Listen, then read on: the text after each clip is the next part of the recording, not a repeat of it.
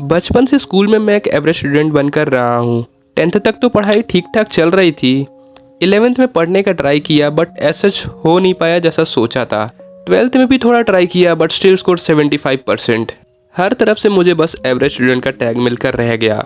इस tough competition के माहौल में, इस जेईई नीट की भागदौड़ में मैं एक ऐसी जगह आकर फंस गया हूँ जहाँ पीछे तो मैं जा नहीं सकता और पीछे देखने का भी कोई फायदा नहीं और आगे जाने के सिवा कोई रास्ता बचा नहीं है। ऐसी चीजें भी एक्सपीरियंस की जो बहुत ट्रॉमेटाइजिंग होती हैं। इस जेईई नीट की दौड़ में मैं इन ऐसे बच्चों से मिला जो किताबों से ऐसे चिपके रहते थे जैसे किताबें इनकी क्रश हैं। जब देखो तब कोई लेक्चर कर रहा है वरना एनसीईआरटी पढ़ रहा है। पढ़ते पढ़ते ये लोग सोते थे और पढ़ते पढ़ते ये लोग खाते थे, दिन रात पढ़ाई करते थे। इवन वॉशरूम में भी ये लोग किताबें लेके जाया करते थे। ऐसे बच्चों ने मुझे बहुत इंस्पायर किया पढ़ने को, बहुत मोटिवेट भी किया। और दूसरी तरफ कुछ ऐसे बच्चे जो बोलते तो थे कि मुझे डॉक्टर बनना है, इंजीनियर बनना है, जेईई नीट क्लियर करना है, बट उन्हें पढ़ाई से उतना कुछ खास फर्क नहीं पड़ता था। क्लास छोड़कर दोस्तों साथ मूवी देखने जाया करते थे, दोस्तों साथ घूमा करते थे और कुछ तो अपने रिलेशनशिप में ही उलझे रहते थे। घंटों बातें किया करते थे। बात करने को तो मैं भी कर लूं बट हम पे तो है ही ना। इस बीच में आता कहाँ हूँ? ना तो मैं बैक बेंचर्स की तरह मस्ती कर पाता हूँ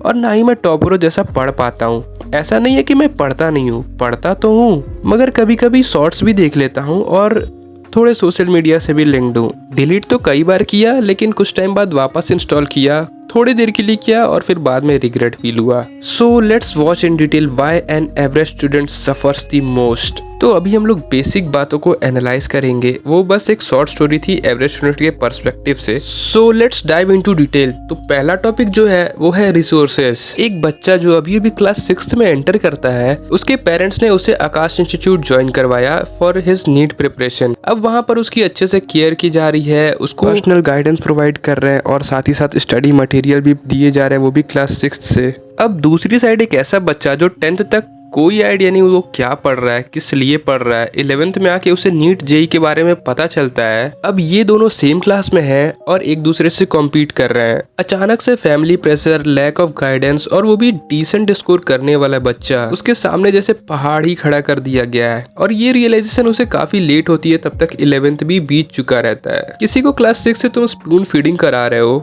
obviously he would be better than almost all of them. But एक बात हमेशा ध्यान रखना चाहिए, कोई बच्चा टॉप इसलिए कर पा रहा है क्योंकि दूर किसी गांव में कोई बच्चा है जिसे उस एग्जाम की भनक तक नहीं है। So let's come to the second point, that is expectation. Expectation from family, friends. जितना तुम पढ़ाई करोगे जरूरी नहीं कि तुमको हमेशा उतना ही मार्क्स मिले। बहुत बार मार्क्स काफी ज्यादा भी कम आ जाते हैं। इसमें होता क्या है कि अगल बगल के लोग, जैसे हम लोग के फैमिली मेंबर्स या फ्रेंड्स, वो सब एक एक्सपेक्टेशन बना लेते हैं हम लोग से और वो जितना ही एक्सपेक्टेशन बनाते हैं उतना ज़्यादा प्रेशर में हमें पढ़ना पड़ता है। इसका एक बेस्ट सॉल्यूशन है, आप अपने मार्क्स को, जो भी आप मॉक में स्कोर कर रहे हो, जितना भी मार्क्स स्कोर कर रहे हो, उससे 20-30 नंबर कम बताया करो। मगर भाई मेरे तो 20-30 नंबर ही आ रहे हैं। कोई बात नहीं भाई, इग्नोर करो। तो चलो बढ़ते हैं अपने नेक्स्ट पॉइंट की तरफ जो है इग्नोरेंस। ये वर्ड सुनते ही क्रश की याद आ जाती है। जैसे ही कोई बच्चा स्टार्टिंग में इंस्टीट्यूट ज्वाइन करता है उसे बहुत कंपटीशन झेलने को मिलता है। क्लास में हमेशा 3 से 4 बच्चे होते हैं जो पूरी क्लास को डोमिनेट करके रखते हैं।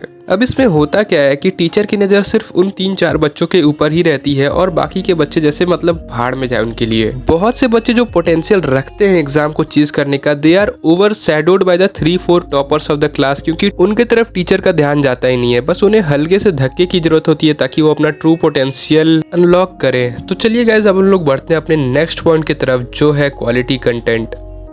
अब मान लो कि तुम्हारे पास एक लैम्बोर्गिनी है और तुम उस लैम्बोर्गिनी में कोई सस्ते क्वालिटी का फ्यूल डाल रहे हो या कोई देसी जुगाड़ करके अपना कोई ट्रैक्टर का फ्यूल डाल रहे हो, and now you are expecting it to run at its best performance. अब देखो उस कार में तो बहुत पोटेंशियल है, बहुत स्पीड में रन कर सकती है, मगर आपने फ्यूल इतना बेकार डाला है कि उसके वजह से उस कार की परफॉर्मेंस भी डिटोरिएट हो जाएगी। वैसे ही हम लोग भी होते हैं, पढ़ने के लिए तो बहुत ज्यादा पढ़ सकते हैं, बहुत ज्यादा मेमोरी होल्ड रख सकते हैं, मगर जो कंटेंट ऑब्जॉर्व करते हैं वो टॉप नॉच होता नहीं है। देखो ये वीडियो स्पॉन्सर्ड तो नहीं है, बट जिन बच्चों को नहीं पता कि कहाँ से पढ़ना चाहिए हमें, वो यहाँ पर देख सकते हैं। बायोलॉजी के लिए आप संकल्प भारत को फॉलो कर सकते हो यूट्यूब पे, फिजिक्स के लिए MR सर, PW से कर सकते हो, केमिस्ट्री के ऑर्गेनिक के लिए पंकज सर, इनऑर्गेनिक के लिए डॉली मैम और फिजिकल के लिए सुधांशु सर। सो गाइस ये बेस्ट कॉम्बिनेशन है जो यूट्यूब पे भी आपको फ्री में मिल जाएगा और ये वीडियो को स्पॉन्सर्ड नहीं है, मैं बस ऐसे ही रिकमेंड कर रहा हूँ जिन बच्चों को नहीं पता है। सो चलिए बढ़ते नेक्स्ट टॉपिक पे जो है रिग्रेस सिलेबस।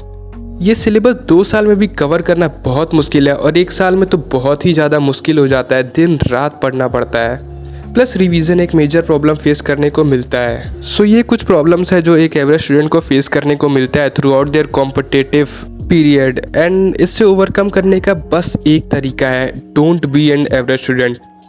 ये बस तुम ही हो जो डिसाइड करते हो कि तुम्हारे लिमिट्स क्या हैं। अगर तुम चाहो तुम किसी भी कैटेगरी में फॉल कर सकते हो, वेदर इट्स टॉपर, एवरेज और बैक बेंचर।